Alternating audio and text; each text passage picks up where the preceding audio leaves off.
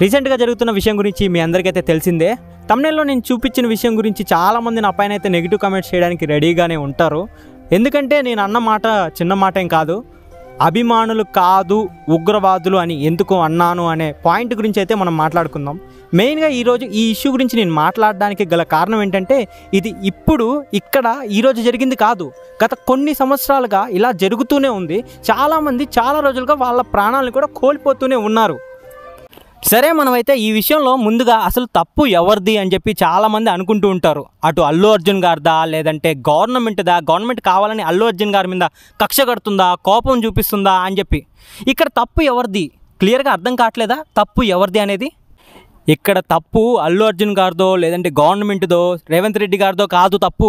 ఇక్కడ తప్పు ఎవరిదంటే, వీధి కుక్కల కంటే దారుణంగా ఎవరైతే సెలబ్రిటీ కనపడగానే ఎగబడిపోయి వెనక ముందు ఆలోచించకుండా కన్ను మిన్ను కానరాకుండా ఎగబడిపోయి కుక్కల్లాగా వెళ్ళి పడ్డారో వాళ్ళది తప్పు. ముమ్మాటికి వాళ్ళదే తప్పు. ఎందుకు ఇలా అంటున్నాను అని చెప్పంటే, మీరు మారాలి, ఒక్కడన్నా చేంజ్ అవ్వాలనే ఉద్దేశంతోనే నేను ఈ వీడియో చేస్తున్నా. ఒక అల్లు అర్జున్ గారి విషయం అనే కాదు, పవన్ కళ్యాణ్ గారి విషయమైనా అవ్వచ్చు, జగన్ గారి విషయమైనా అవ్వచ్చు, చంద్రబాబు గారి విషయమైనా అవ్వచ్చు. ఇది రాజకీయ నాయకుల, సినిమా హీరోల అనే విషయం పక్కన పెడితే, ఎవరికైనా సరే సెలబ్రిటీ వాళ్ళకంటూ ఒక ఫేమ్ ఉంది, వాళ్ళకంటూ సొసైటీలో గుర్తింపు ఉంది అంటే ఈ ఎగబడే తత్వం ఫస్ట్ మనం మానుకోవాలి. నా ఉద్దేశం వాళ్ళని ఏదో కించపరచాలి, వాళ్ళు ఏదో తక్కువ అని కాదు. కాకపోతే మనం ఎందుకు ఇలా బిహేవ్ చేస్తున్నాం, మనం చేసే ఈ బిహేవియర్ వల్ల ఎంతమందికి నష్టం జరుగుతుంది అనేది మనం ఒకసారి ఆలోచించాలి. నిజంగా మీరు అభిమానులు కాదు. కొంతమంది, అందరు అభిమానులు నేను అనట్లేదు ఇక్కడ. కొంతమంది ఎవరైతే అభిమానులు, డై హార్డ్ ఫ్యాన్స్, లేదంటే ఆర్మీ అని చెప్పుకొని తిరుగుతున్నారో, మీరు ఆర్మీ కాదు, ఉగ్రవాదులు. ఎందుకంటే డై హార్డ్ ఫ్యాన్స్ అనేసి ఎక్కడైనా హీరో కానీ, ఏదన్నా సెలబ్రిటీ కానీ, రాజకీయ నాయకుడు కానీ కనిపిస్తే వెళ్ళి ఎగబడి, వీధి కుక్కల కంటే, చెప్తున్నాను కదా, వీధి కుక్కల కంటే దారుణంగా ఎగబడి మీద పడిపోతే, ప్రాణాలు కోల్పోతే ఎవర్రా మీకు రెస్పాన్సిబిలిటీ?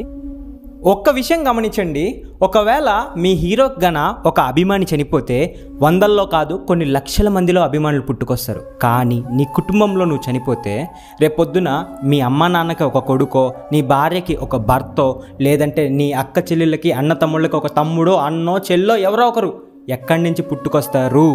అరే, నాకు ఒక విషయం అర్థం కాదు. మీ హీరో బర్త్డే అంటే బ్యానర్లు, ఫ్లెక్సీలు, పాలాభిషేకాలు, రక్తదానాలని 100 చేస్తుంటామే. అదే మీ అమ్మమ్మదో, తాతయ్యదో, మీ అమ్మ నాన్న విషయం అటు ఉంచేయండి. మీ అమ్మ నాన్న పుట్టినరోజులు ఒకవేళ మర్చిపోయాడు అంటే నీకంటే నీచుడు ఎవడు లేడు. ఒకవేళ మీ అమ్మమ్మది, తాతయ్యది, లేదంటే మీ నానమ్మది, వీళ్ళల్లో ఒక్కరి పుట్టినరోజైనా, లేదంటే వాళ్ళు చనిపోయిన రోజైనా మీకు గుర్తుండి ఆ రోజు ఏ మంచి పనైనా చేశారా?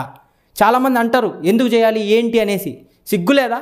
వాళ్ళు పెట్టిన ఆస్తులు, వాళ్ళు ఇచ్చిన డబ్బులు, వాళ్ళు కొనిచ్చిన బండ్లు, వాళ్ళు పెట్టిన బంగారం, అవన్నీ వాడుకుంటున్నాం. వాళ్ళ నుండి మనం పుట్టాం. కానీ వాళ్ళు ఎవ్వరికి గుర్తురారు. మనకి ఎప్పుడు చూడు మా సినిమా హీరో, మా రాజకీయ నాయకుడు, వెళ్ళిపడి ఇంకా బూతులు వస్తాయి. సో ఈ విషయం అటు పెట్టేద్దాం. గత కొన్ని సంవత్సరాలుగా నేను గమనించిన కథలు కాదు ఇవి, యథార్థ సంఘటనలు చెప్తున్నాను. నేను ఉండేది తిరుపతి. అవిలాల దగ్గర ఒక అతను బ్యానర్ కడుతూ ఉన్నాడు ఒక రాజకీయ నాయకుడి కోసం. బ్యానర్ కడుతూ ఉంటే కరెంట్ షాక్ కొట్టి చనిపోయాడు. అతనికి జస్ట్ 22-23 సంవత్సరాల వయసు. రీసెంట్గా పెళ్ళయింది, పాప పుట్టి 2 నెలలైంది. సరేనా? ఇప్పుడు ఆ పాపకి తండ్రిగా ఎవడుంటాడయ్యా?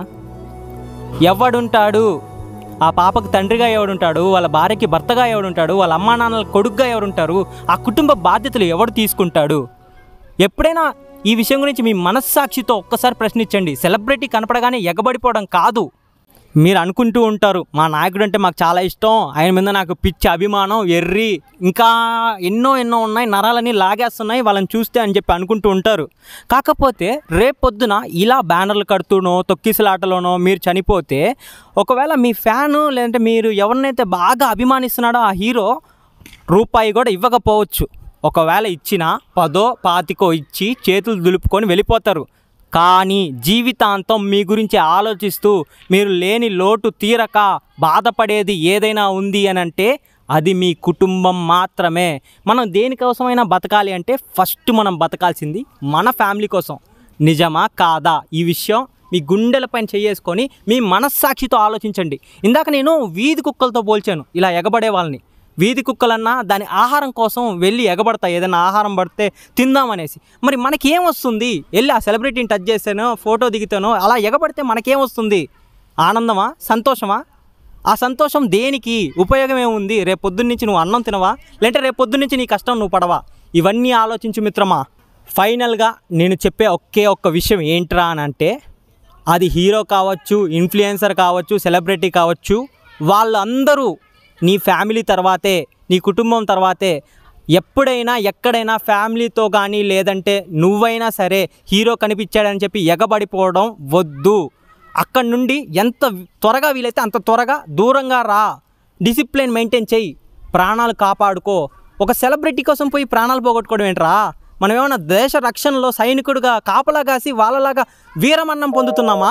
బొచ్చులోది ఆఫ్టర్ ఒక సెలబ్రిటీ కోసం పోయి, సినిమాలో 3 గంటలు వినోదం అందించే సెలబ్రిటీ కోసం పోయి ప్రాణాలు పోగొట్టుకుంటున్నాం. ఎంత దారుణం ఇది, ఎంత అవివేకం! మీరు ఆలోచిస్తున్నారా లేదా? ఒక రైతు పంట పండించి అప్పుల పాలైపోయి పురుగుల మంది తాగి చచ్చిపోతే అది వీరమరణం అంటారు. కానీ మనది ఏం మరణం? ఇంతకంటే దరిద్రపు చావు ఏమైనా ఉంటుందా? నీ పుట్టుకకు ఒక అర్థం ఉంటుంది, నీ చావుకి ఒక అర్థం ఉంటుంది.